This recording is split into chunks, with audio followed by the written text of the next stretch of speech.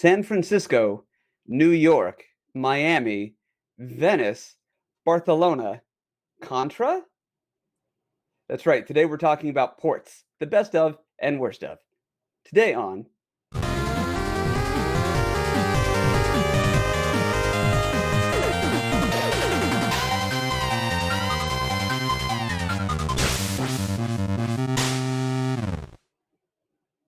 All right, everybody, hello and welcome back to Press B to Cancel. My name is Guy Prime, aka GP, and I am here with three of my four best friends. We are not Sick Jake, sorry, Sans Chardmonk today. So we're going to start with Sick Jake. I'm looking at Sick Jake. So I'm not even here. It's okay. It's all right. Oh, you are here. We need you here. That's why we call you Daddy. So, Sick Jake. Please don't. Say hi to everybody. Hey, everybody. Thank you very much. And my good friend Werewolf, say hello, sir. Hello, sir. Also, we've decided to include Sinistar, as always, because we love him.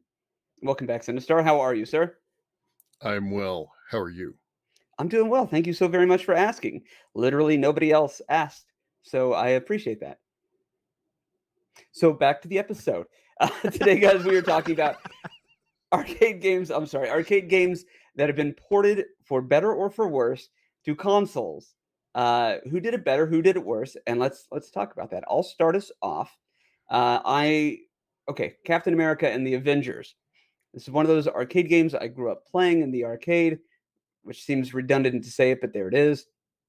It's a side-scrolling beat 'em up, kind of like X-Men for the arcade as well, but it's themed with Captain America and the Avengers, which in this context is Vision and Hawkeye and Iron Man. I never played this wonderful. one. I love it. It's so much fun. The music is iconic. The voice acting is exactly what you want it to be for 90s arcade games. Is this Capcom or is this Konami? Data East put this one together. Really? Yeah. Yep. Interesting. Okay. And so the voice acting, okay, so here's the thing. They ported it to the Super Nintendo, I believe the Genesis, so I never played that. They also put it on Game Gear. So I want to talk about the Super Nintendo and the Game Gear versions because those are the ones I'm more familiar with.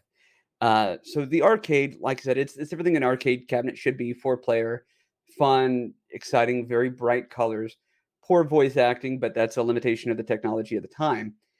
And I don't necessarily know if the Super Nintendo one is like copy and paste same plot as the arcade one. I know some of the voice acting is a little bit different, but anybody who grew up playing this on the Super Nintendo, just hearing your person saying, "Okay, go," it is, to me, even more iconic than Sega, which I hope we don't get struck for that. I think that's why the band called themselves that?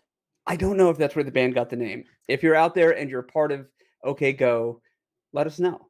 Also, thank you for listening. Yes, Sinistar. So you brought up, I wanted to comment because my moniker is Sinistar. It's up there behind me somewhere. And the reason that I chose that is the arcade game, which I'm not talking about today, but the arcade game Sinistar. And the reason is because when I was, a wee lad, I remember going into probably a pizza place back when they used to have pizza places and they used to fill them with arcade games, and hearing that digitized voice, "I am Sinistar," so good. Along that lines of hearing your, character say, "Okay, go." Oh, so I mean, yeah, and I don't want to dominate too much here, but for me, the OK Go thing or Leave It to Me, which I think is what the arcade one was, those are as iconic as, what's the other one I love? Oh, the special power that Colossus has in X-Men. He like flexes off his metal skin and like, and it's like so good.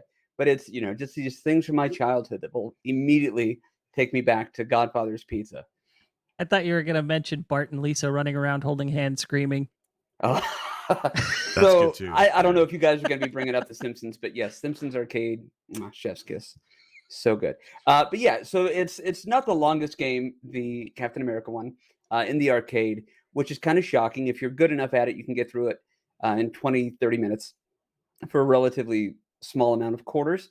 I find that the ports for the Super Nintendo are a little bit more difficult, and then even more difficult still, the Game Gear, which it's that game Telephone, where you tell somebody something and then it goes all the way around the room. So by the time it comes back around to you, it's completely different. That is kind of like what it is going from the arcade to the Super Nintendo to the Game Gear. It's still there, but I mean, it's a bit different than the original. So it actually got harder on the console ports. Yes, in my memory of it, in my estimation, which you could attribute to the 1.5-inch tall screen. I don't really know. Maybe it's because of the size of the screen, but no, you're a bit more limited in the X and the Y of it when it comes to the Game Gear, as opposed to the maneuverability of a 4-person game, which is now just a 1-person game. I see. I gotta say, Yeah, GP, looking at the sorry, go ahead. I was going to say the reason I asked is because obviously arcade games were meant to be, quarter grabbers, right? Mm-hmm. Yeah. Again, I don't know that the intent was to make it more difficult. I think it's just a byproduct of the limitations of what you can do. And again, I'm kind of a wonky person when it comes to video game skills. So it could just be, it's easier for most people, but I'm just kind of stupid when it comes to the Game Gear. I gotta say though, I'm just looking at the video. I'm flicking between the arcade, the SNES, and the Game Gear versions. I mean, the Game Gear version is rough, but it's the Game Gear. But the SNES and the arcade versions, they look actually very similar for what they are. So you said maybe the plot may be different? I say maybe because I really don't know. I don't think I really ever took the time to read through it or know what I'm doing, because with this, you don't really necessarily need, at least I didn't, a whole heck of a lot of plot. It was mostly just go this direction to this direction. Oh, you're flying, or, pick stuff up, throw it, use your special weapon. There's really not a big difference between all the characters. I don't know. So it's all the same. It's a lot of the same, but it's fun. I still don't know the plot of Double Dragon, because you literally just walk the screen and beat people up. Like, what else is there? I think there's a girl involved, maybe. Yeah, thankfully they didn't try to do any plot twists. I mean, it's funny because the further into the franchise you get, isn't it all plot twists? Yeah, that's exactly right. I'm looking at this Game Gear version of this, and honestly, it doesn't look all that bad when you consider. I'm pretty sure the Game Gear was built on similar architecture as the Master System, and when you take the technology into consideration, it actually looks like a half decent game. Oh, it was a lot of fun, and I chalk it up to the color palette, and I guess kind of the character designs. But it's a very vibrant game on all 3 versions, and I think that really helps. The spirit's definitely there when you look at the sprites. Like, it's different, but it's definitely the same spirit. But this looks like a great game. I think I might have played a little bit of this in the arcades, but I don't think I got very far. But I like that it's the 4 different characters. I like how the SNES version has those same 4 characters as well. That's really awesome. This is like a great looking port, to be honest. This is awesome. Right. Which I'm excited later on to talk about my not great port. But yeah, I thought this was a good place to start. Fond memories for me. And I really thought about even doing X-Men, but gun to my head, I don't really remember. I remember the X-Men arcade game. I don't know if they did a direct port of that to the Super Nintendo. Did they? Do you guys remember? Konami? I don't think so. There's so many kind of bad X-Men games on the consoles until you get to the Super Nintendo. But I didn't remember the arcade version being on there. So. Well, you don't like the LGN games? LGN X-Men, it's great, right? Oh, were we supposed to? I did. Okay. So was the cabinet laid out like an X-Men or a Simpsons in the arcade, where you had that kind of wide console so that you had the 4 sticks? Yes. Yeah, 4 in an arc, and I want to say double screen, but I'm not 100% on that. Yeah. Yeah, so good. Those ultra widescreen arcade games were always kind of just exciting to catch for sure. Your eye when you first saw them, and then you see 4 people ganged up around it playing in unison, and it's like, holy crap. Right. Now I remember specifically, like, as time went on, you would end up with one screen that would like start to dim more than the other, and you could see them when you'd walk into the arcade. There'd be, and you could still play, but it was definitely a bright screen and a dim screen. Yeah, sure. Well, the story of me, a bright screen then a dim screen. I'm telling you, man, it's just the lighting. We can adjust that. It's fine. Fix in post. Tangentially, I would like to mention so there's this arcade I used to go to a lot as a kid. I believe I mentioned it in the past. Castle Park was the location in Southern California. And I loved playing Pac-Man as a kid. So, like I said, tangent. Well, I went back to that arcade probably about 5 years ago. And I think they still had that original Pac-Man machine from when I was a kid. Oh, wow. There was so much burn-in from everything on the screen. The mazes, the dots, all that. And so when you got outside of the first maze and the maze got changed up, you still saw dots from the previous level. And if you had eaten dots, you still kind of saw them there. It was a mess. Well, you're telling me there's more than one maze in Pac-Man? Didn't it get changed up a little bit from I don't stage know. to stage, or did it not? No, but there's different until just variations of now. the game. There's like different variants, like not Yeah. ROM packs, but whatever the equivalent for arcades was. Well, then maybe it was just the dots were left over, and I was like, "What the hell is happening?" I didn't even realize there was more than one stage. Okay. Maybe so I'm here I thinking was- of Miss Pac-Man, because I think Miss Pac-Man changes up the stages. Okay. Very cool. Well, so, okay. Who wants to go next for their... That's a Their brilliant first pick. segue, GP, actually. Is it? I felt like I... I can do mine. Okay. Crazy Taxi.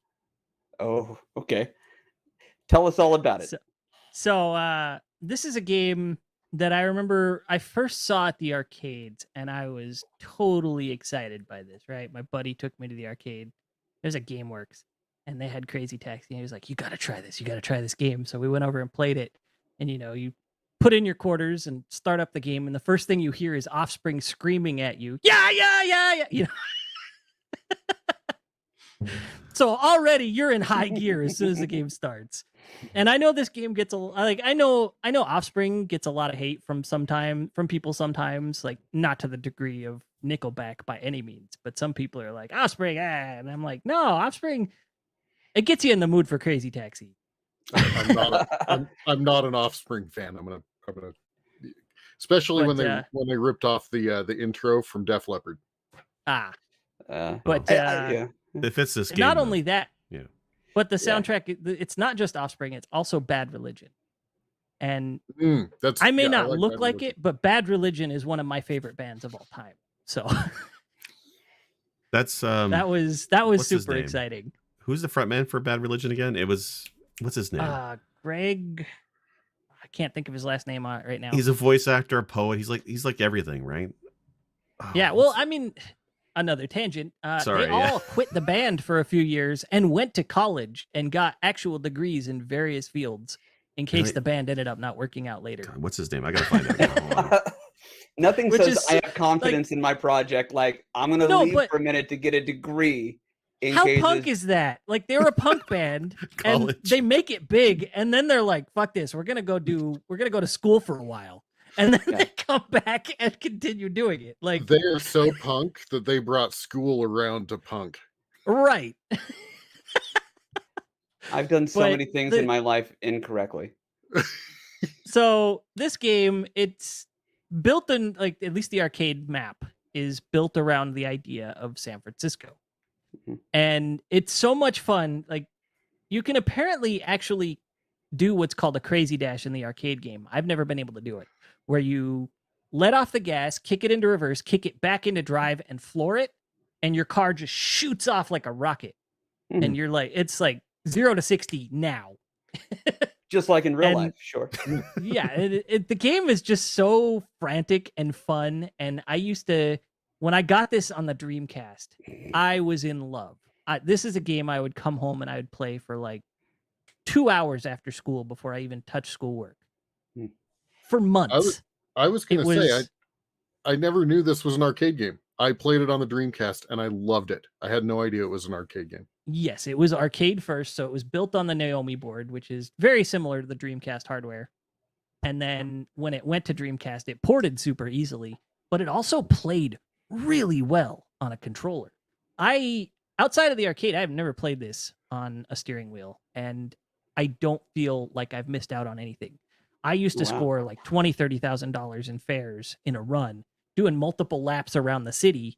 And I couldn't get enough of this game for months. Like, these days it takes a roguelite to do that to me, you know?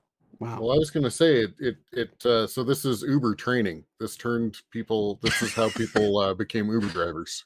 Well, the funny thing is, apparently they just released in the last couple years a mobile game where it's a business management sim based on that's Crazy not the Taxi. same. And you're up against some mega corporation that's supposed to be ride sharing, which is just a crack up to me. Wow.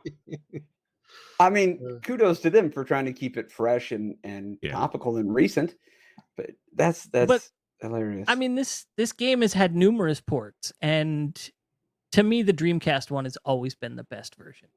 It really has.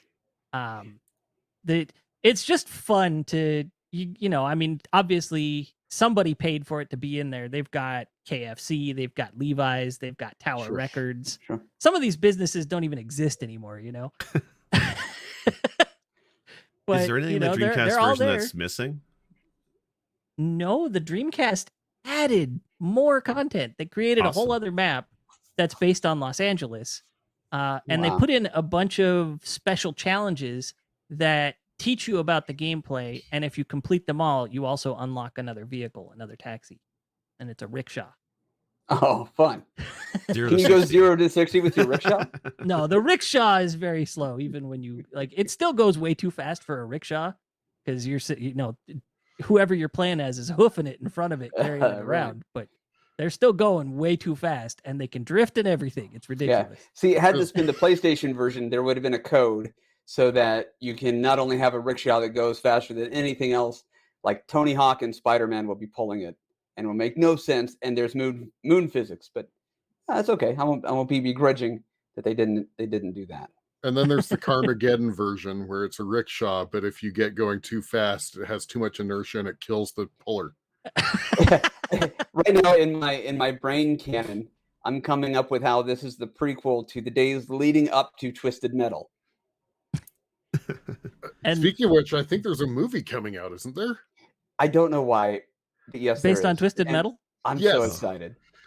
And on that note, if Rob Zombie doesn't direct that, though, why even do it? Tell me that's not a property meant for Rob Zombie to direct. He's doing the Monsters right now, which I'm actually excited for. But neat.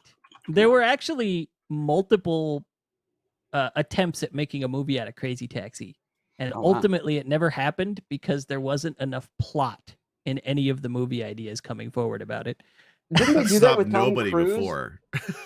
I think it was called Collateral, and it was Tom Cruise, and then Jamie Foxx was. No, wasn't it? Didn't they do one with like Chris Kattan and Queen Latifah or something, just called Taxi? That was Jimmy Fallon. Oh, was it Jimmy Fallon? I think so, but I never saw the movie, so I can't remember which one of them it was. But that's hilarious. Like lack of potential plot. That's Silly Taxi, not Crazy well, Taxi. No, not potential plot. Literally plot in the movie ideas people were trying to push for it. Well, like you look at Uwe Boll, he's like the king of bad video game movies, and a lack of plot or bad script has never stopped him before. So I'm surprised he didn't do. I mean, he's did Dungeon Siege and Blood Rain, and they're all terrible movies. He could have easily have done Crazy Taxi. Postal. He did Postal. Right? Yeah, Ow. so. By the way, be careful, because if you badmouth Uwe Boll enough and he hears about it, he'll offer to fight you. He's apparently good. Yeah. Yeah. Can we just have him on the show instead? Yeah, like we'll just verbally spar. Verbal jousting. I like it. And one last thing I want to say, and then we'll get final thoughts on this. The look and aesthetic and the feel of this, and this is from somebody who's not as familiar, really screams less Offspring and more Sublime. Anybody else getting that? I can see that. I feel like if this were a Sublime track, this game is very much rooted in like jackass, late 90s, crazy, frantic, just be out there, be silly with some random concept. And I think Sega even ran with the idea and made other games in the same vein. One that was like you were driving an ambulance, and I think there was one where you were driving a fire truck. Did they do the Simpsons one, Hit and Run? No. Yeah, that's what this was reminding me of. And so, nice little tangent on that. Simpsons Hit and Run, actually, if you recall, it played very similar to this, but it didn't have pedestrians jumping out of the way. and it didn't have the little arrow on top pointing you where to go. Instead, it had a hand with a finger pointing. That's because Sega had copyrighted, trademarked, whatever the Can't term afford is. the finger. I think it was copyrighted. The Gotta go arrow for the finger. pointing to navigate you where to go in a game, and pedestrians jumping out of the way of a movie vehicle for video probably games. It's patent, then. ridiculous. Probably they patented it. That's what it was. Yeah. Well, if anybody from the game development systems or big companies are watching, can we get an update of this? But instead of the rideshare take, can we get a very profane version of Siri or whoever gives you directions? I want my Google Maps or whoever to be incredibly profane. Maybe a movie could happen with this now, where they are up against the ride-sharing drivers. There's your plot right there. Yeah. Yeah, there you go. Now they can make a movie out of it. Yeah, let's make a Press B Productions movie studio, and let's put a treatment out for this. I think we can do this. Crazy Taxi Company trying to take on all the Uber and Lyfts of drivers of the world. Viewers and listeners, we're copywriting that idea. Don't take it. Yeah, don't steal it in the half hour we got here. Or come up with a treatment and then send it to me, and then I will take credit, at least partial. That's all I need. I gotta say, the Dreamcast version, the graphics are really good. Better than the arcade, I want to say. Right? Like it looks like it's improved models, texturing. It looks not a lot better, but it's definitely better than the arcade, which is interesting. I think that's just because they had time to polish it, because the Naomi board, the Naomi arcade board and the Dreamcast were based on the same hardware. Right. So I think it was really just a matter of they had more time to work on this as they ported it. So they upped it a little bit. But yeah, this is definitely one of my all-time favorite games. I picked it up for this episode to record the gameplay, so you're seeing my shitty gameplay as far as the Dreamcast goes. I love it. And I had so much fun. I was like, I want to keep playing, but I need to do other things. I remember that when I played this, and I think my first experience was actually on the PS2. Because I went to a friend's house, but then I ended up, when the Dreamcast started to fail, Toys R Us sold them for $50. And I went and bought one for $50, and then I saw that Crazy Taxi was on it, and so that was one of the first purchases I got. That's awesome. That's a good story. Yeah. More people should have bought Dreamcasts just because of this game, honestly. That's where I'm at. That's how there are a lot of reasons more people should have bought Dreamcasts. Well, there are a lot of reasons. But Crazy Taxi is top of the list. For sure. I love it. Okay. Well, let's excuse me, Jake. Can we talk about your first choice tonight? Yeah, you know what? Actually, while we're on the topic of Dreamcast, let me just switch over to mine, which is going to be Soulcalibur. Give me a sec here as I do the buttons in the background. Yeah, so Soulcalibur is like a fantastic fighting game, and fighting games in general are make for great ports, I guess. There's a bunch of them. Right? Tekken in the arcades was amazing.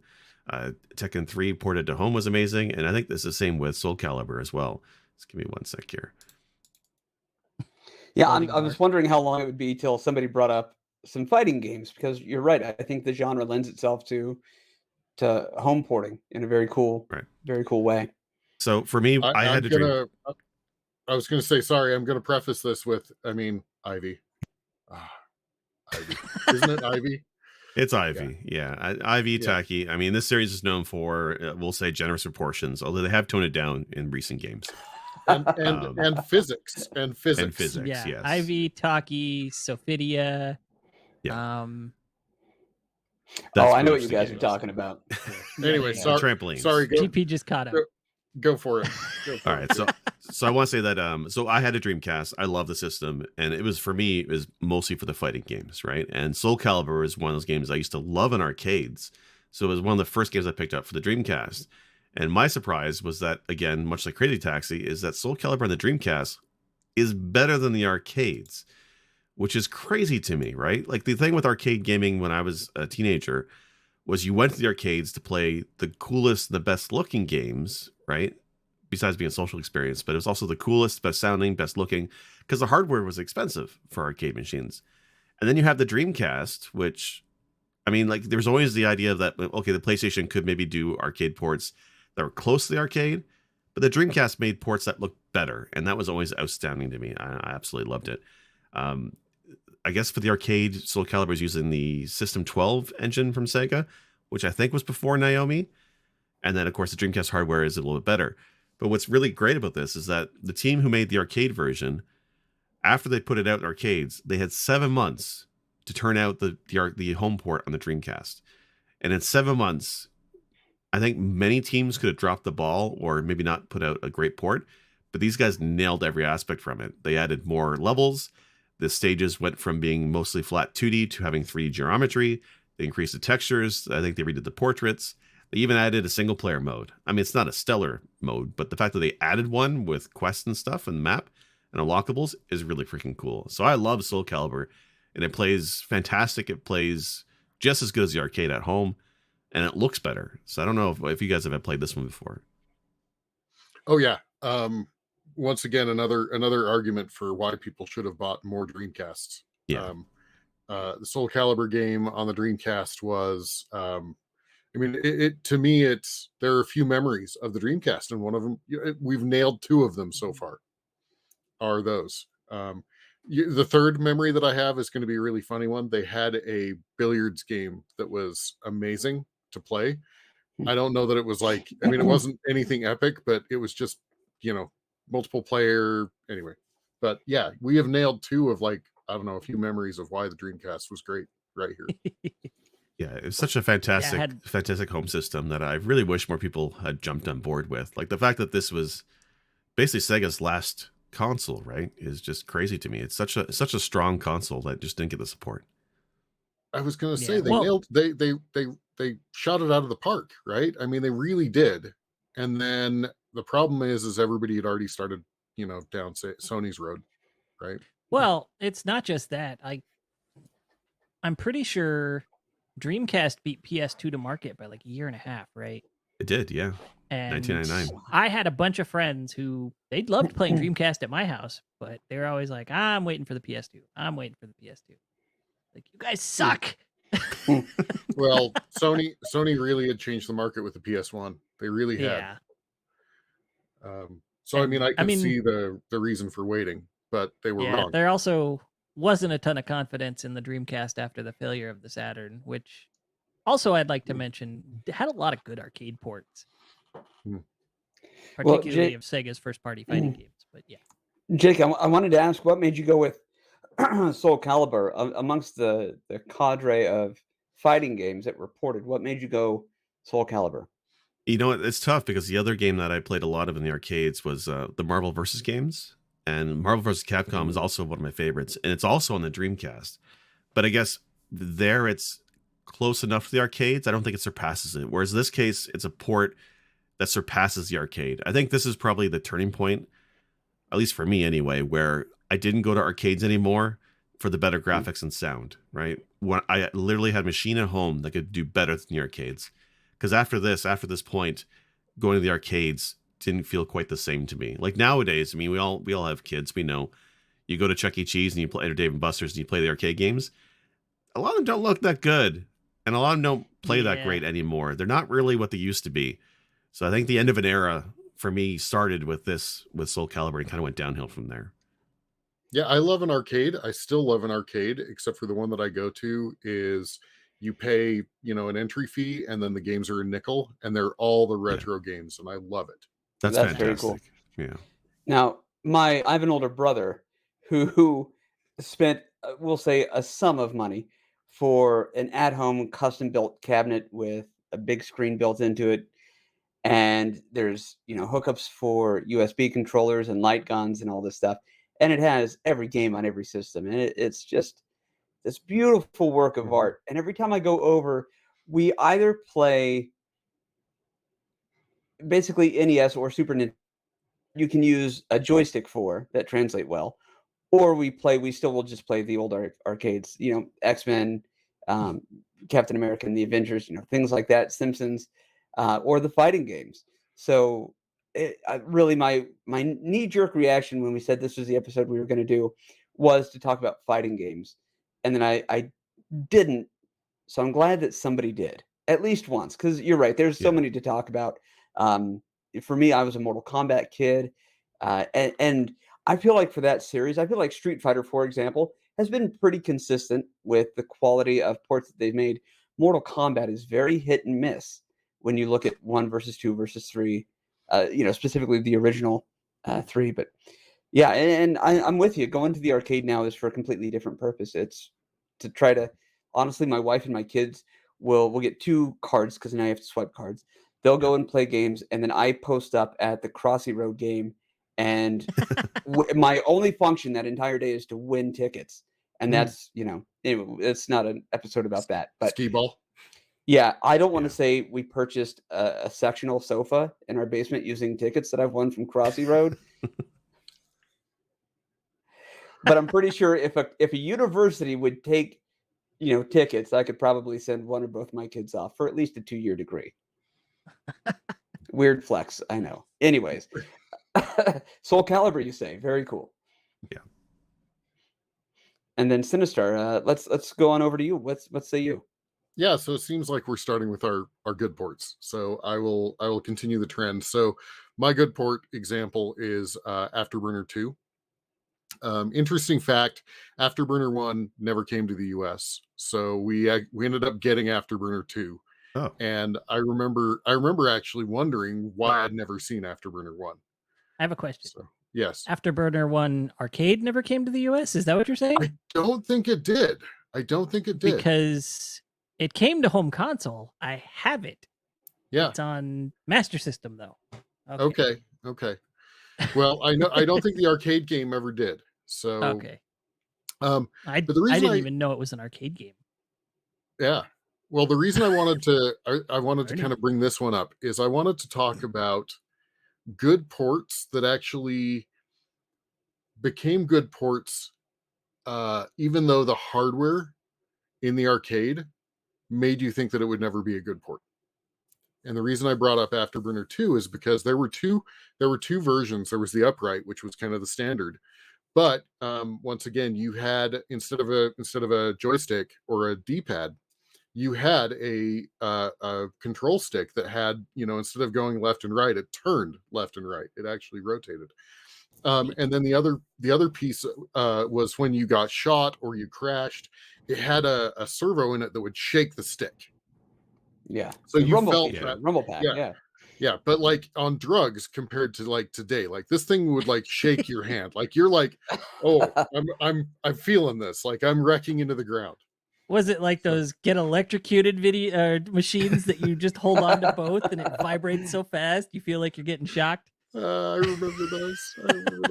No, this was it was more violent in a slower frequency. Like it was just a greater throw on the shake. Oh, okay. Right? And for those that are watching the video, I'm sorry, that looked like an obscene gesture I just made on the video. So what you're saying is it's basically a wooden roller coaster in the palm of your hand. It is. Yeah. Absolutely. And then the other piece that it had was a throttle that was a throw throttle up and down. And so as you can imagine, and then the other arcade was one of those complete cell, like enclosed. You sat in the arcade device. I remember the warnings on the side of this thing that specifically said, like, if you are standing, if there is pressure on this plate, it will stop the arcade game because it didn't want anybody putting their foot where it could get smashed by this thing. Huh. Oh, sure. Neat. It had servos, both X and Y and Z, X and Y. Anyway. And you would, if you went left, it would tilt you left. If you went right, it would tilt you right. And to a degree back and forth as well, too. It would tilt back and forth. Yeah, I saw that in the video that we have going in the background. That was really cool. And it's from 1987, which is mind-blowing. 87, wow. They did all that motion and vibration and controls in 1987. They don't do that anymore. Seriously. And I remember the one thing I loved, because I played the upright more often than not, because most arcades had the upright because it was cheaper. But when I found the actual cockpit version, it had a danger light when you had lock on, when somebody was locked onto you, and that entire interior turned bright red when it would come on. Like it was incredible. So the reason I wanted to bring this up as a good port is because they brought this to the Genesis / Mega Drive, and it ended up on a number of top 50 lists and played incredibly well. Now, the one thing that they kind of, I think, did to get away with some of the lack of controls with the the 3 buttons was it basically in the Genesis version, your bullet, the bullet gun, whatever you call it, anyway, is always fire. Like, you don't have a button for it, so it's always firing. Oh, But all of the other buttons, yeah. And then of course your afterburner. So the throttle was, one of the buttons you had to hold it to make your afterburner increase, and the missiles, etc. But even though the graphics were probably a little bit lower quality, because once again this was the era where arcade games had higher processing speeds and more memory, I'm going to say it's like 90% of the graphics of the arcade. And so and then I want to touch also, because as part of thinking of this, I was thinking of other games where it was a good port despite the hardware in the arcade. And Missile Command. So Missile Command in the arcade, you had the trackball. Classic, yeah. Yeah. And so you had a ball that would move on the X and Y axis, and you could wing that thing and fly your little crosshairs around the screen as fast as possible. And so when I played that on the 2600 back in the day with a joystick, they really did bring that port as a quality port. They slowed it down so that you could, with a joystick, make the the crosshairs make it in time. But once again, a good port despite the hardware difference. Yeah, very cool. I gotta say, like, you're right when you say that it's like 90% of the way there, and that's what Genesis was always great with back then, is taking a lot of Sega's arcade games and bringing them home, right? Like Alter Beast, I mean, looking back now, maybe a little bit rough, but back then, very close to the arcade. It really was close. Golden Axe, very similar. Was it Forgotten Worlds? There's a lot of great of the early Genesis titles are very faithful to the arcade, and I love the Genesis for that, because a lot of these Sega games were classics in the arcade. But Afterburner, yeah. I remember playing Afterburner. The machine did not move. Maybe it was a safety thing. They turned it off. But I don't. I had a chance to play it, would have been amazing to see that. Did they take it to Canada and they're like, "This is going to injure children," and turn it off? It's just not safe. Yeah. No, honestly, I bet you that's what it was. Because while I was watching that video, it is so dynamic and it's so freaking cool and awesome. I would have loved to play that. I'd like to play that today. I wonder if these things even exist anymore. I'd love to play it. I think Arcade 1-Up did a small version of it, but I somehow doubt it moves.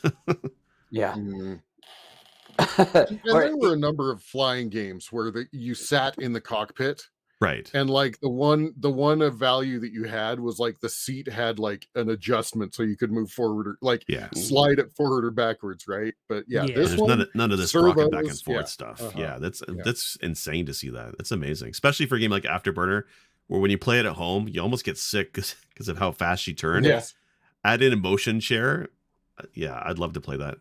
That's amazing. That's actually probably what I'm going to do after this episode is I'm going to throw on the Oculus, find that video, and then just sit in the old lazy boy and change my whole outlook on life. Before we move on to bad ports, I would like to throw an honorable mention to Virtual On for the Saturn. Because I played that game in the arcades, but the first time I saw it in the arcade was actually like you sit in it, and it's got the dual flight sticks, and you're just zooming around, doing everything, and it was wild. I absolutely loved it. So when I got the chance to get it on the Saturn, I was all for it, and I was super excited. And fundamentally, the experience is very different because you're playing with a single D-pad and a few buttons. But the gameplay is still really, really good and a ton of fun. And the challenge is still there. It's just different because the play style is different. But the game is just there, and it looks good, plays great. Awesome. So once again, despite the hardware, it was a good port. Yeah. Okay. Well, I tell you what, if you guys are okay with this, here's how I would like to do the second half is let's just go reverse order. So we'll go Sinistar if you want to start us with your -1, and then we'll go all the way back around, and then I'll close us out. So I think I picked what arguably, maybe not arguably, but is kind of the epitome of a bad port. Like, It's up there. this makes videos, this makes lists, this is even included in part of the blame of the video game crash of the 80s. It is included in as part of that. Now, a lot of people say it was ET that finished it off, but my poor port, or my bad port, is Pac-Man. Yeah, is Pac-Man for the Atari 2600. It's so bad. Yeah. So Pac-Man is one of those games that, you know, I'm hard pressed to find anybody that doesn't know Pac-Man, right? I mean, it was especially anybody that had consciousness in the 80s.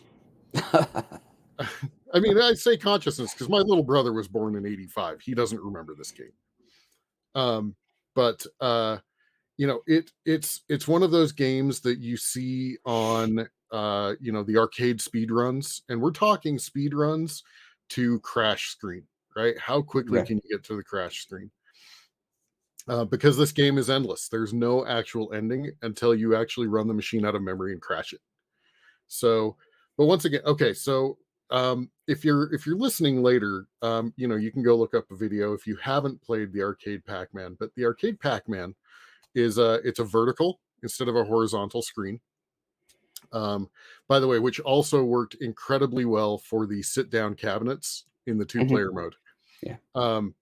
But you'll notice if the cocktail tables. The cocktail tables, right. yeah.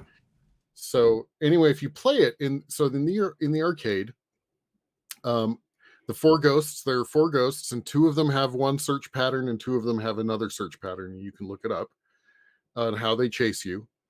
There is I mean, it looks the pellets look actually round or at least, you know, square. And if you watch, when you eat the ghosts, when you use the power pellet and you eat the ghosts, they actually return immediately. Once they go into the little you know, the ghost generation square, they do return immediately. So here comes 1982, and everybody is enjoying this game in the arcades. It is one of the greatest arcade games of the era. And Atari says, you know, this is, I think it was actually, they called it Year of the Pac-Man, and so they decided to do a port. And this is, Jake, you brought up that you know, the team that did Soulcalibur. It was the team that did Soulcalibur that ported it, which is an advantage right off the bat. Right. The port for the Atari 2600 was thrown at one guy.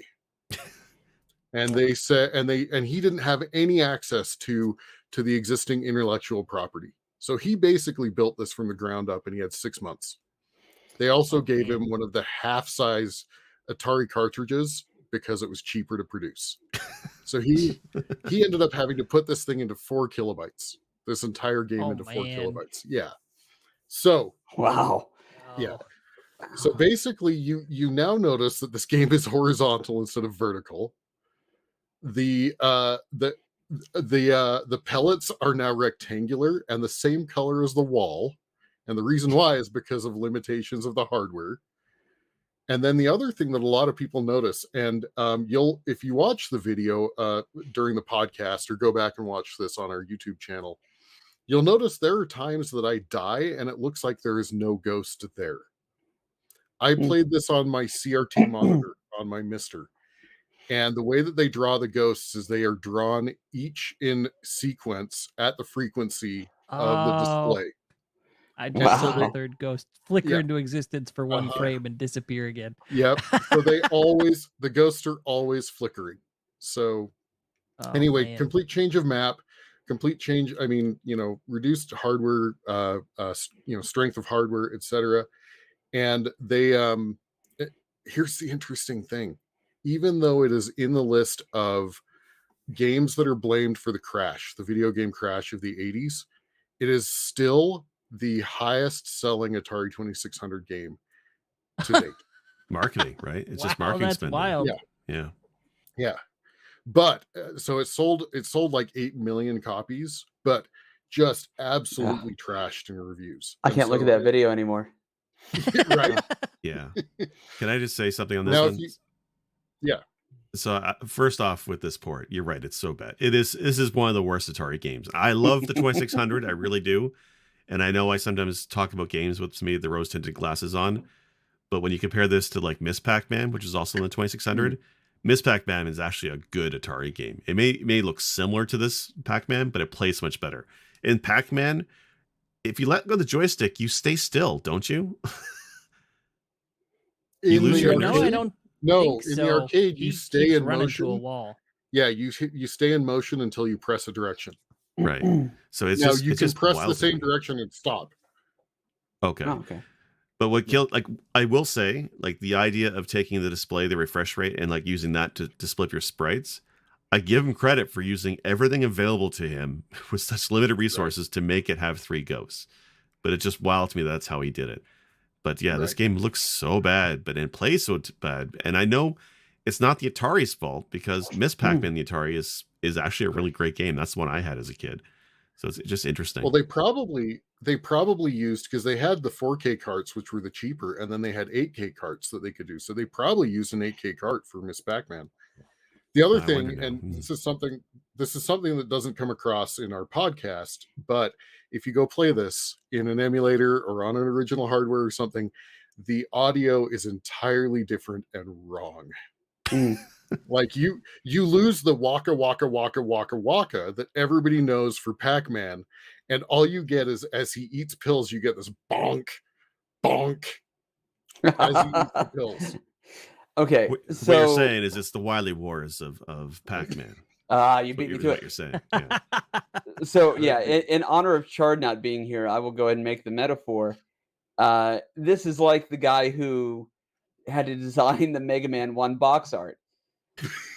He's probably not wrong compared to what they told him, but if they didn't give this person a single frame or layout or picture to look at to get this thing started, they're like, okay, there's the 4 walls, there's this maze, you've got a loop, on either side. Of course, they put the loop there at the top and the bottom, and not the left and the right. Right. Or it's like telling a caricature artist, oh yeah, this guy has a nose, a couple of ears, some eyes, and a chin. Get to work. Or like a police sketch artist. That's what I'm searching for. Can you imagine? Yeah, the developer, I can't remember his name. Fry is his name. That's right. Philip J. I swear. Yes. Yeah. Nice. I swear he went to the arcade, played it for 10 minutes. He's like, I got this. And then went home. Right. And then when he got home, he's telling his wife about it and he's describing it. And it's that game of telephone. Yeah. And then he goes back to his wife later. He's like, what did I say about this part? She's like, oh, yeah, there's a tunnel and it's at the top and the bottom. Right. And he goes, what was that noise again? That's it. Yeah. Yeah. I got to ask, though, like, why does the Atari version have a blue background and yellow walls? Like, the Atari can do black, because the original arcade was blue walls and black background. Why the bright blue eyesore? I don't get it. Once again, I think he played it 10 minutes and went home and wrote it. Yeah, because there was black at the bottom of the screen where the score is. So there was black on the screen. Artistic interpretation. I mean, it is. I think he did the best that he could, especially when he had to develop this in 4K of space, right? Yeah. I mean, I really do think he did the best that he could.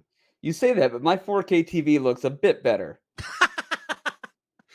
All right, you're right. You're right. I don't understand technology.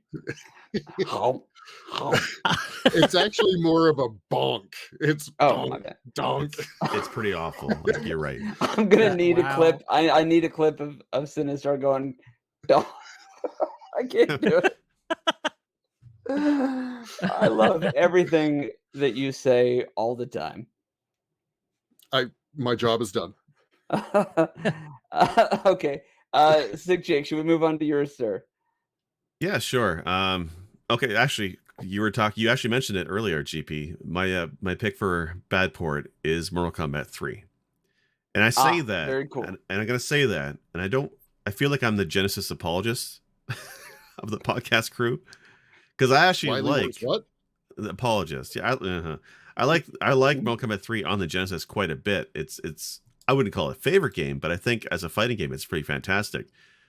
But yeah, there's no way that the Genesis can completely compare to the arcade game. And I know a lot of people dump on the Genesis game quite a bit for the downscaled graphics and maybe the limited frames of animation. And it does not look nearly as good. I think even the frames is not as high as the arcade. But regardless, I still think Mortal Kombat on the Genesis is fantastic. I think the Genesis controller, or at least the 6-button controller, makes sense and is workable for Mortal Kombat. But I mean, now that I look at the gameplay of it as we do in the video, and it does not look nearly as good as the arcade. So I mean, GP, you said you were dumping on Mortal Kombat a bit earlier. What part of the Genesis version did you not like so much? Because did you think the gameplay was good? Okay, so as far as Mortal Kombat goes, with the exception of Mortal Kombat 2, I actually favor the Genesis versions for MK1 and MK3. Okay. I'm with you. I think the 6-button configuration is the way to go for Mortal Kombat. I think MK2 for the Super Nintendo is kind of this rare home run that is somehow a sum greater than its parts. You know what I mean? So I can't really explain 2, but 2 is great for the Super. 1 and 3 for the Genesis, I absolutely I lean Genesis for that. I still like the arcades better, but yeah, they're good ports comparatively. Well, if you're talking Mortal Kombat, in my opinion, in particular, the port for the Super Nintendo, was outright bad. Like Nintendo basically was like, we can't have like this level of violence and blood. I think they take out the fatalities and then they turned the blood green or something. I think the blood fatalities, right? Yeah, Jake's right. Sweat was what they were calling it for. Yeah, instead of blood. But it was like green. And then, it was like this kind of weird tan color, or green. Yeah, and then I think it was Sub-Zero. They faded to black, and then you just heard like the blood or the bone ripping sound. Yeah, and then maybe a scream. I don't remember. So yeah, 1, you're right, outright, but Genesis much better. Genesis wins on that one. Now, did Nintendo give up on that with the later ports of Mortal Kombat? They weren't as cranky or picky on the censorship on the other versions. Also, I think by then Mortal Kombat 2 and 3 were a little bit more fantasy, I guess, because Mortal Kombat 1 is fairly realistic with the graphics and the way it was portrayed. Sure. 2 and 3 are not nearly as realistic. I mean, it's still a very gory video game either way. But I think by that point, the shock of Mortal Kombat was over. Plus, also, Mortal Kombat 1 is what kind of spawned the ESRB. ESRB, thank you, for the games ratings. So once that came out, at least then the industry was kind of pointing like, look, it's rated M for mature. Don't buy this for your kids. And so I think by 2 came around, it was a bit of a different situation. So right. Well, and also there's a bit of the illusion is lost when you uppercut somebody, they explode, and they have 14 rib cages. Exactly. And like 38 femurs. Wait, so, you guys don't Sega? You guys don't have 14 rib cages? I'm not okay. I would never body shame anybody. I think centaurs, by the way, are beautiful creatures, even though they have 2 rib cages. Think about it. But no. Oh shit! No. Had you not realized that? No, that's going to stick with me now. Either. Oh wow! Go look at Motaro. 2 rib cages. Yeah. I don't know how many nipples, but anyway. Questions that Sega does not want you to ask. Didn't Sega sort of make their own rating system before the ESRB too, because of Mortal Kombat? Like they wanted to be ahead of that. Huh. Did they really? You know what surprised me? Because they were always pointing this as like the adult system or the older kid system, right? And they're pushing that Sega was more mature than what the Nintendo was doing. So that wouldn't surprise me. Yeah. Plus, they had 2 different hotlines that you could call in.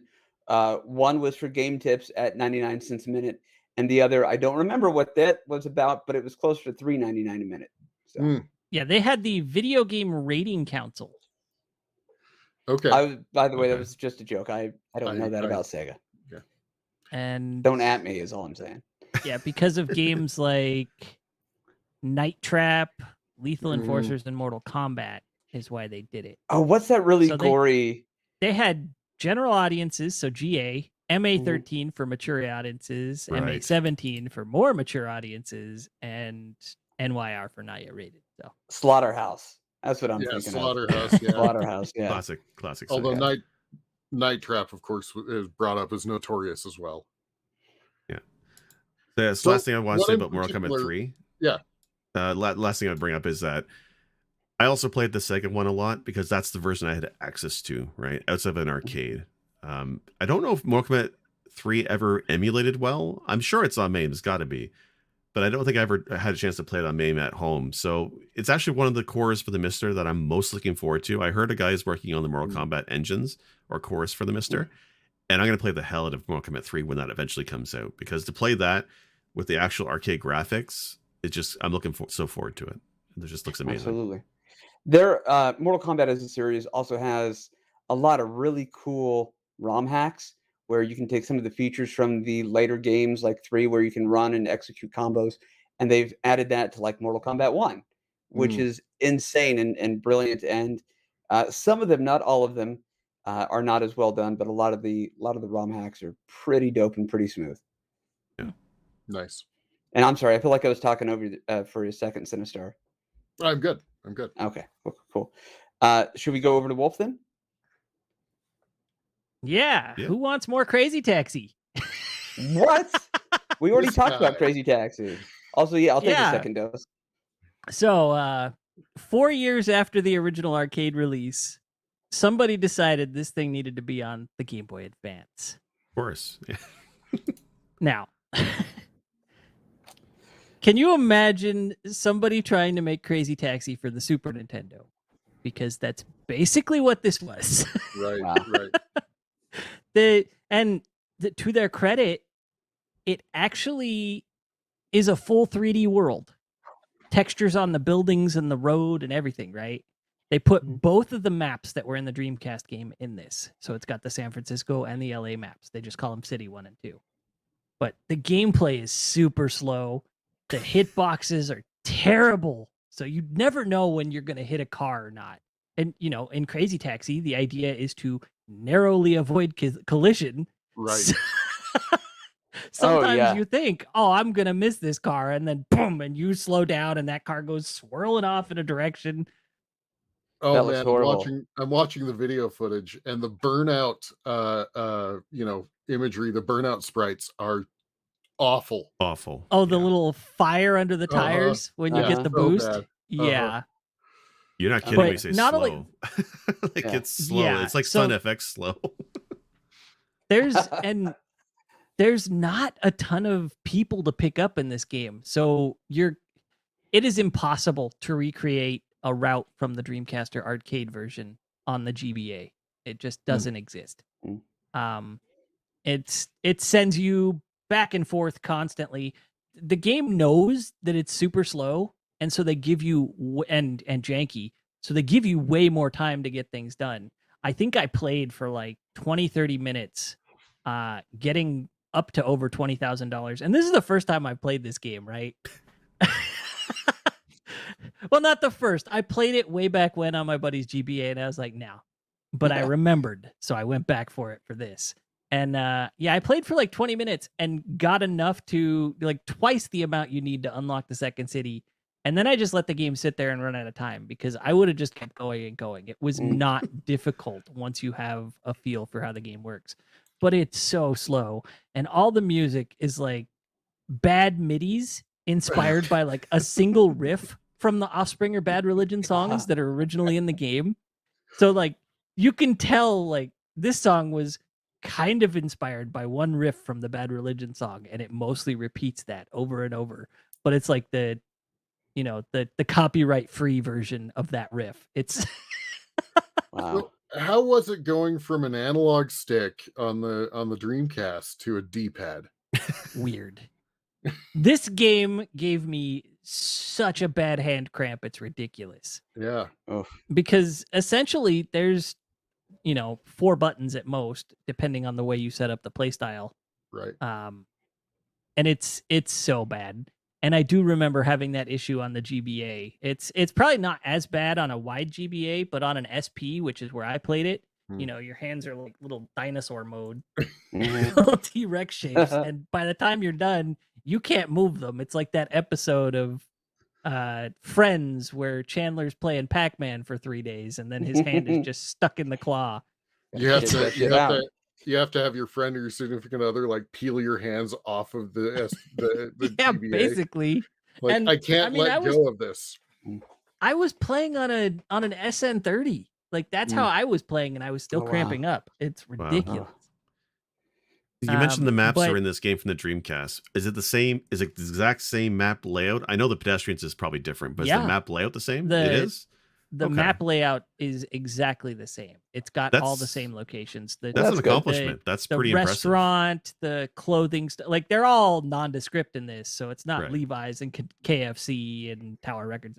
It's the record store. It's, it's all The those. chicken But restaurant. It has all the locations, and you can up the amount of traffic. I was afraid to do that because I thought the game would just get worse.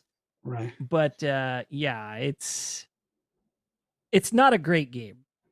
Technologically, it's a fucking marvel because I was going to say they basically put it on the GBA. Like for all intents and purposes, this is probably not nearly as bad a port as Pac-Man. Like far from it. Right. They actually made a playable game that reflects the idea, but it's just still. If you go from one to the other, it hurts. Could you imagine if they had given that the Atari Pac-Man treatment? Hey, guy, you ever been to LA? No. Great, you're in.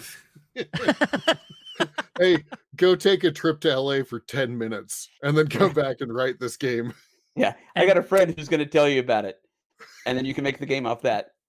The director of this game said this was probably the most advanced handheld game ever created at the time. Well, there's like not advanced, technologically challenging. I mean, let me pull up the reviews for Mortal Kombat Annihilation real quick, and I'll prove the point. I mean, obviously, it can be done on handheld because they did it. First off, they did it on the GBA before it went to PSP. And the PSP game was actually pretty good. It also cramped up your hand really bad. I have that too, but at least that one, it didn't have the original soundtrack, but you could put the old soundtrack in it if you wanted. There was a way to add your own music. Oh, cool. But yeah, this GBA game is just such a mess, and it's weird because some of the locations even got renamed in ways that are unnecessary. Like you've got the cable car stop at the top of the hill and the bottom of the hill. The Dreamcast game, they're called top and bottom, right? Cable car stop top, cable car stop bottom. In GBA, they call them A and B for some reason. Well, they didn't want to associate tops and bottoms. Well, Yeah, sure. City 1 instead of being called LA is just called Illinois. Well, okay, so to that point in the Dreamcast game, it was called Arcade and Original for the San Francisco and LA maps. Later, they were referred to, I think, West Coast, and I don't know what the other one was, but yeah. I will say that this game Awesome. is impressive. Like Doom on the Super Nintendo is impressive, right? The fact that they can do a 3D maps, 2 3D maps actually on the Game Boy Advance is pretty amazing. But again, much like Doom on the Super Nintendo, it's not bad, but it's not great either. It's impressive that they can do a 3D map, but yeah, this looks so. bad. If you guys, here's what I kept reminiscing about while I was playing this. And maybe reminisce isn't the right word, but did you guys ever play Faceball 2000 on the SNES? No. On the Game Boy. I kept getting Faceball 2000 vibes from this game. Okay. I'm going to have to go look this game up. Yeah. Yes, you should. It is a ridiculous first-person shooter where every single character in the game is a smiley face of some sort. And I gotta say, I gotta show love to Jake here. The way that you said that about this game is impressive, and the way that Doom was impressive on the Super Nintendo, it took me back to a conversation my grandma had with me when I learned to tie my shoes. Tying your shoes is not a very impressive thing, she said to me, GP, which is what she called me. But she said the fact that you learned to tie your shoes is pretty impressive. So, yeah, respect. I get that. Good job. Miss you, Grandma. You make these jokes, but my grandmother actually says horrible things to us. And she doesn't realize they're as horrible as they are. The day we realized we're actually related. All right, so if it's okay, I'll just go ahead and take us out. There's not much really to be said about mine. I kind of my game here would land a little bit differently or hit a little bit harder if you guys had made such good points about your first games, Wolf and Jake specifically. Mine is Contra, which again is kind of reversing what the assignment was. I'm sorry. The NES version is so much better than the arcade version. And for the longest time, I thought to myself, it's because I have nostalgia for the NES and I hold that game at such a high esteem that anything wasn't going to hold up. But I think if I were to try to remove myself from that thought, arcade Contra just sucks. Well, does it though? Yeah, I mean, in my opinion. It's not It's not pretty- bad. Okay. It's a pretty wildly different game. It is. it- It is. Yeah. It I looks. mean, I'm watching the videos and the graphics are better. Yeah, that's what I'm saying. It I- looks good. They are. Yeah. The It looks proportions good. are It different. sounds terrible. Yeah, it sounds horrible. It Uh, sou- yeah. and that's.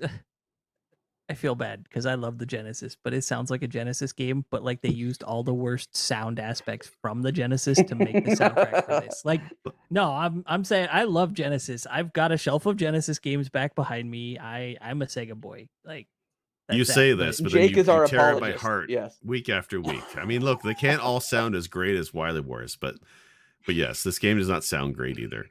But I think it looks great. I think the NES one is definitely GPU right better for sure. But Sure, graphic yeah. wise, the arcade one does look really good. Is there lack of levels in this one compared to the NES? Like the NES adds stuff to it? Is that why you like it so much, or is it just nostalgia? Well, again, I guess I'm alone on this one, so maybe I am having a hard time withdrawing myself from the idea of it's just the nostalgia. But for me, the movement of it plays different. It's clunkier. The proportions for the characters and the shot, everything is a bit off. It's Yeah. not to use the telephone thing because whoever ported it to the NES nailed it and improved on it, in my opinion, my estimation of it. But I feel like if you were to play these two, it's like, okay, somewhere somebody got the assignment a little bit wrong. They crossed their wires. And what we got on the NES happened to be kind of a happy instance. But here, if you're looking at the video, the jump and the flip, everything is kind of like moon graphics. Not to say that the graphics on the NES were at all, or the physics were at all like it would be in real life. But it feels so clunky and it looks and feels like there's lag constantly. Yeah. Even if Lack it's of just- frames of I animation. see for what sure. you're saying. I'm gonna admit that the spinning jump looks better on the NES. It Yeah. does. Mhm. Yeah. But like, I don't know, the sprites look more realistic in the arcade. But Now- the jump is wrong. I'll admit. Okay, well, to your point, yes, but I would also like to say any character that doesn't have a face is not going to look super realistic. So the NES guys, they just don't have a face. So you're absolutely correct there. Look at the color palette on some of this stuff. The arcade is wild, and it's just maybe I'm wrong. Like I said, maybe it is just the nostalgia, but I think No, the arcade I version is would just not a very good say- game.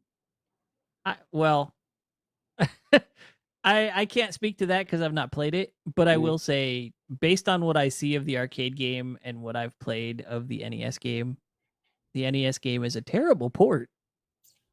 For But the right it's a reasons, great though. game. Yeah, there you Much go. like Rygar for the NES. It's a terrible port of the arcade game, but it's a pretty damn Oh, good yeah. game. Yeah. Yeah.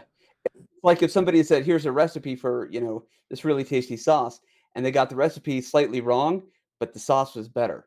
Yeah. Yeah. I agree with that. Metaphor. I think What- GP, you're right. It What's a controls better on the metaphor? NES, and the animations are better on NES. It's missing some of the graphic fidelity, but I think you're right. This does play a ton better on the NES. That's actually a very interesting pick. I like this one. Yeah, I do too. Because I- again, I like, it's I like the inverse pick. I do. okay, Yeah. cool. Phew. That was either going to hit or it was going to miss, and I'm glad that the point. I think landed, it's so great. I think it's Cool, great. cool. Well, guys, I think we did it. I think that's I think we successfully podcast. Can I throw one out there at you guys real quick? Because when we were first talking about this concept, I kind of wanted to throw Minecraft Dungeons in there Oh yeah. because it throws the idea the other way around. It's a PC game that was later ported to arcades. Mhm. And I didn't supply Jake with any video of this because I wasn't going to talk on it much. But I mean, that's kind of where we are in the world, though, right? Is Right. like yeah, computer hardware is highly advanced at this point enough that it would actually be cost prohibitive to try to make an arcade game with the same hardware, right? Yeah. right. Mhm. Like, Well, they need to figure out a way to do a single board computer version of what we have at home. Right? So you're Right. saying demake it to an arcade? Essentially, yeah. That's a crazy concept. What a time to be alive. so Minecraft Dungeons is a literal port of a game to the arcade. It is an arcade port. Yeah. It's awesome. It's awesome. But also, not only that, but they changed up the gameplay a lot. Like we know of Minecraft Dungeons as a Diablo-like, right? Right. The arcade version felt a little bit more like maybe a multiplayer beat 'em up with some Gauntlet funk rubbed on it. I was gonna say it had a little Gauntlet taste to me when I looked like it the up. later Gauntlet games, not That's the the early funk. ones, but the later ones. Yeah, so but it was really cool, and Yeah. the fact that like you don't really find too much equipment in the game, you end up powering up the equipment that you have that you choose to equip with the card that they give you every time you put in a Which quarter is for a so play. cool. Which is neat. Yeah. They got a Yeah, collectible that's a cool card function. thing going on with this, with like 63 different cards or something like that. Yeah, that was a cool So idea. it's really neat concept. Changes the game almost fundamentally, but it's still a lot of fun. Even my wife was getting into it, and she's not a gamer. Like Yeah. it was me, the kiddo, and the wife play it at whatever arcade we were at, and it was just really cool. Yeah. Nice. Okay. Nice. Well, okay. Yeah. There we go. I think, guys, I think we did it. Sorry. First try. No, I'm glad that you mentioned that actually, because I never would have played Minecraft Dungeons had it not been for my kids. My wife and I took the kids to an escape room, and outside of this escape room was an arcade that had that, and we started playing it. And honest to God, I don't remember which escape room we did that night, but I remember, I remember the You arcade remember game playing Minecraft Dungeons and getting the cards and stuff. So yeah, it's no, cool, I think right? that's very cool. So that was a good point. I'm glad you brought that up. And then it of makes course, an like I said, impact on you, yeah, and which is thinking what you that want. and to think that we are technologically at the place where you would have to demake something to put it back to arcade levels is Well, absurd. it's interesting because like we said earlier, arcades are totally different than they were in the 90s, right? Even the early Mhm. 2000s. Like when you go to a Chuck E. Cheese today, you'll see a Doodle Jump game with a giant joystick. Doodle Jump is one of the first generation of mobile games that was popular, and it's an arcade machine now. I trying to grasp my head around that one is insane to me. Like it seems like arcade machines these days are just either giving tickets or the gameplay is so frivolous. I want to say not that arcade games would be especially deep back in the day, but it feels like the ones that are in Chuck E. Cheese and Dave & Buster's today are not nearly as in depth. Like there was a recent Ninja Turtles game for the arcades that got released a few years back by Raw Thrills, which it runs on a PC, I found out, which was shocking to me, although maybe it shouldn't be. But it's only like 3 or 4 stages. It's incredibly short and a very shallow arcade game. And that's almost Mhm. criminal because I think we all love the original 90s Konami Ninja Turtles arcade games. And to see another Mhm. company make it a modern version of it and just not be good is disappointing. And like to see advertisements for ticket nodes, a ticket mode is available for this port. And like, I don't want to see tickets in a Ninja Turtles game. I don't want to get prizes from this thing. So it's just a different state. It's an odd state of affairs for arcades. They're totally different than when we were kids. And it's kind of weird. Sad, I guess, in a way. Well, you brought up TMNT. Just for those that may be watching, at some point we're trying to put together some press B play of Shredder's Revenge, which just came out. So watch for It's that. good too. Yeah. GP, you're muted. You're muted. GP, We did, You're GP. You're muted. No, we can't hear you, man. What'd you do? Uh-oh. We ran over Uh-oh. GP's We allotment lost our of minutes. host. he needs. It's the 90s. He's out of minutes. All right. Well, he just said to wrap up for him. So okay. Well, Let me just say then real quickly, just that we are Press B to Cancel. We are an audio podcast. You can find us on Stitcher and Apple and Google Podcasts, Amazon Music, and all these various places. Anywhere you listen to your audio podcasts. But also we're on YouTube. We live stream on Friday evenings at 8:30 PST, 5:30 Pacific. And of course, you can find those VODs on YouTube as well. And Sinistar, where can folks find you? I am now back to streaming on Mondays, most Mondays on Twitch, Sinistar77. I'm currently still building Optimus Prime. I probably have a couple more episodes of that. Awesome. And where can folks find you? Just here for now. All right. Here's good. And I'm Sick Jake. You can find me sometimes on Twitch, but mostly on Twitter and also here. And of course, we have our wonderful host, GP, who's unfortunately muted, but you can find GP on Twitter and here mostly, and occasionally on, hopefully on Twitch in the future. But if not, you can find him here on Press B and on Twitter. Also, our theme song is from The Last back. Ancient. Oh, he's back. It came back for thank you. Thank God it was that. You just had to say the magic word. Narrowly avoided catastrophe with profanities. Good job, guys. Thank you. And thank you for covering for me on that one, Jake. No worries. You did awesome. All right. You got anything for us? You got anything for us, Wolf? Any port in a storm. Though sometimes it's okay if you just hang out in the storm. I love it. Awesome. Have a good night, guys. We'll see everybody next time. Thank you very much for tuning in. Good night, everyone. Good night. Everybody.